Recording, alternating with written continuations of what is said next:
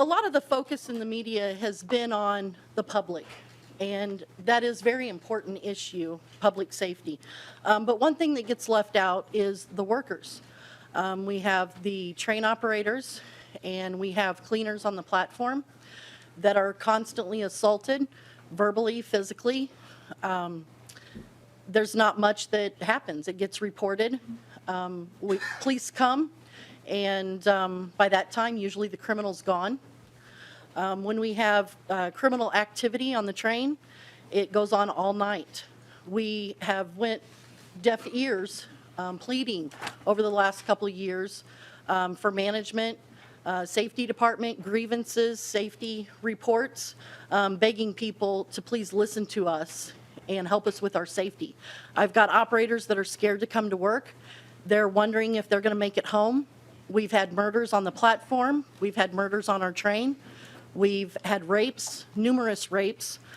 At any given night, there are in excess of 100 people riding the train. Half of them aren't fully clothed. They're drinking. They're doing drugs,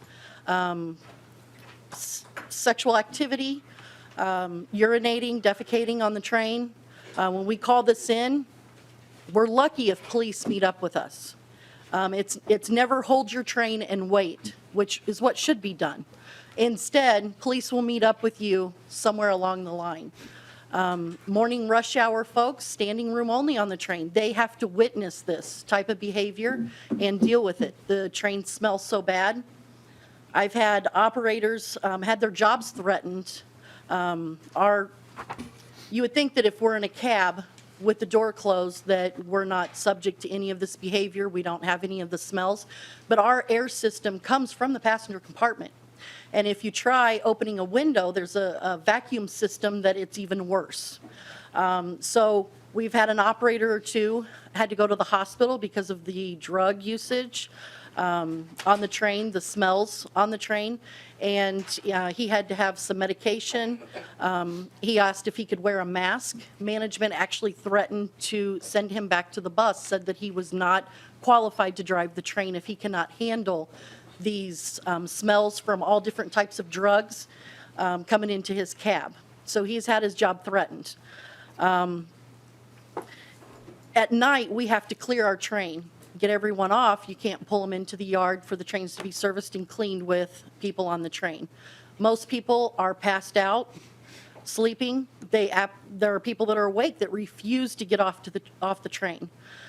Police come. It could take 20 minutes. I've seen it take an hour and a half before police come. The train is just parked at Cedar Riverside waiting for the police to come. When police do kick them off the train, I've had operators that get berated by the police. Why don't you make an announcement? They get off for me. But we actually get cussed at.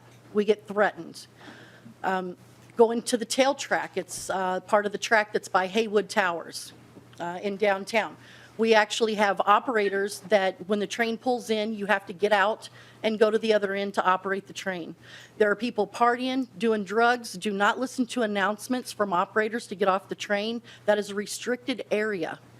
I have asked for the police when I leave the Mall of America, which is approximately 45 minutes before you get to Target Field. I've asked, please have the police meet me at Target Field. The answer is no. They're out on another call. You need to try to sweep your train. You need to switch ends. While all these people, if they're sleeping, I personally don't have a problem. But when they're awake and they refuse to get off the train, they're doing drugs, they're partying, they're hanging out, operators have to walk through this in a dark area where no one can get to them by vehicle. You would have to walk down there. Police need to be there either on every train for a while until this criminal activity ends, and they need to be at Target Field to either clear the train out before it goes into the tail track, or they need to escort the operator. We have several operators that are scared. Like I said, one operator had called the other night at the at the airport doing the shuttle. Individual that was drunk or on something was chasing him around and taking his shoes and his clothing off and throwing them at the operator. The operator manages to get into the cab, locks the door, and calls Control Center, RCC, and asks them if they could send the police. Police were going to be delayed because this is at Terminal 1. And so he asked if he could shut the doors because he was scared and depart the terminal a couple minutes early. RCC supervisor told him, no, you need to stay there and wait. And so obviously brings up concern, are we more worried about a schedule or safety of people's lives? Just because this is an operator doesn't mean it's any less important than the public.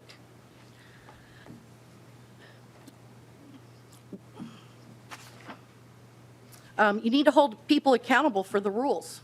I go to work and I break the rules, I'm going to lose my job. However, people are on the train terrorizing it. We have them ripping the seats off, stealing them, actually opening a compartment where sand that helps stop the train in an emergency, they actually defecate in this compartment. And so now if the train needs to stop in an emergency, the sander is not coming out on the tracks to help the train stop. Safety problem. If you take care of your employees, I promise you they will take care of your business.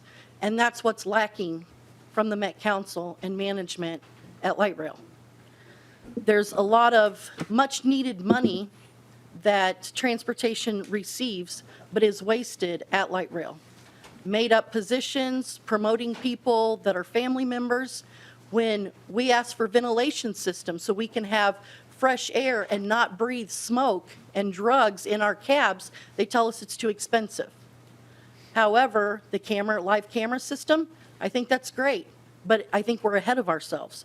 First, we need to have people on the train, officers, security, that are taking care of these problems. Live camera is not going to do you any good that a cop or RCC can watch what's going on the train.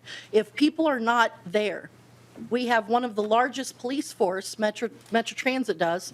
However, we don't have police officers, very many at night. You need to stop hiring officers that cannot work nights and weekends. All the officers are out in the day when most of the criminals are asleep on the train. They're not really causing problems at that point, other than the fact there's nowhere to sit. So we have dangerous biohazards riding up and down the tracks that people are getting on, and this is what they're riding in.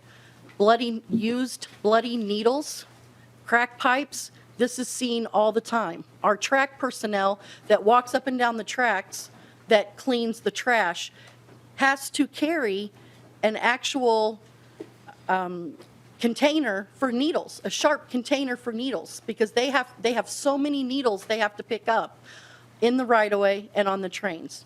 All they have is rubber gloves. That's it. And they're picking up dirty needles, and this is what the public sees. We pull into the Mall of America, and security stands there, and late at night, they will not let anybody off our train because they're criminals. They're doing criminal behavior on the train. The Mall of America is closed, and they don't want them there.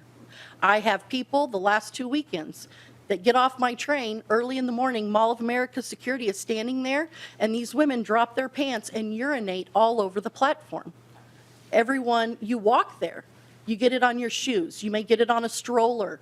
Put your purse down. You get it on that, and you take it home. And it stays there. Mall of America tells us, security, that it's not their jurisdiction. But they make sure that the people do not stay on their platforms. The airport is the same way. Late night trains goes through the airport. Airport police are standing on the platforms, and unless you have a suitcase and look like you're going to get on a plane, they will not let you off the train. Their employees have been assaulted.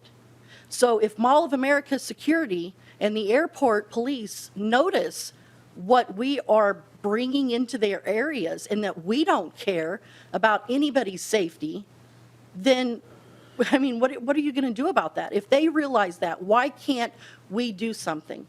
I understand that it's cold outside and that homeless don't have a place to go. I get that. And this is not what this is about. It's about the criminal activity. Met Council has their hands in housing. Why can't you do something to have housing for the people that ride the train? Is it because there's no money that you'll get out of that? I don't understand why it's okay to have hundreds of people laying around on the train, sleeping, doing whatever they want, and it's okay. People come into the Twin Cities and they want to use the transit system. This is welcome to the Twin Cities.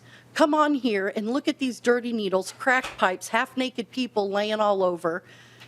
It's a mess. There's nowhere to sit. It's embarrassing. I love driving the train. I love my job. I've been in transportation for almost 18 years, and I've been a rail operator for a little over 6. I love it. But it's embarrassing. It's embarrassing to have this go on. I've had a man that was passed out with his penis in his hand at the Mall of America in morning rush hour. And I've called RCC, Rail Control Center, to tell them. They said the police will meet up. The morning rush hour, by the time I hit American Avenue station, the train is standing room only by people just like yourselves trying to come to work, use the system for what it's made for, and come to work. And they have to look at this man's penis while they're coming to work.